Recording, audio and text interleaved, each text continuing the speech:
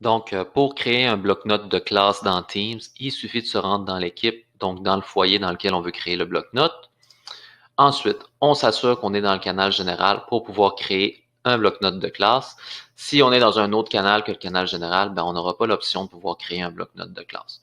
Donc, on se rend dans le canal général, on sélectionne l'onglet bloc-notes de classe et si c'est la première fois qu'on veut créer un bloc-notes, ben à ce moment-là, on va avoir un petit bouton pour configurer notre bloc-notes. Donc, on clique dessus.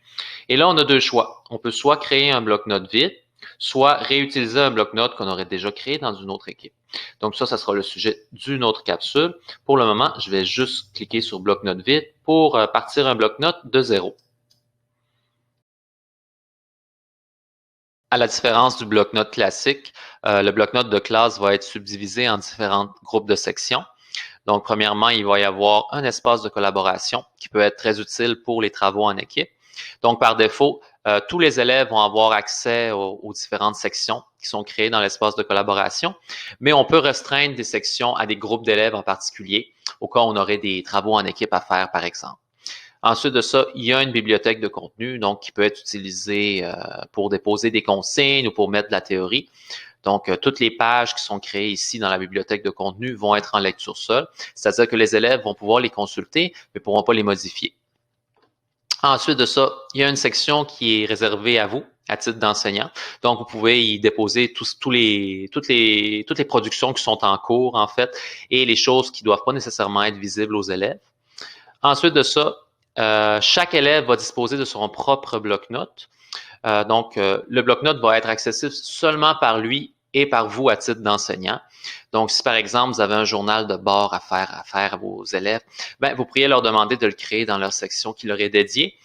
Et ensuite, vous, à titre d'enseignant, ben, vous pourrez y avoir accès pour le vérifier.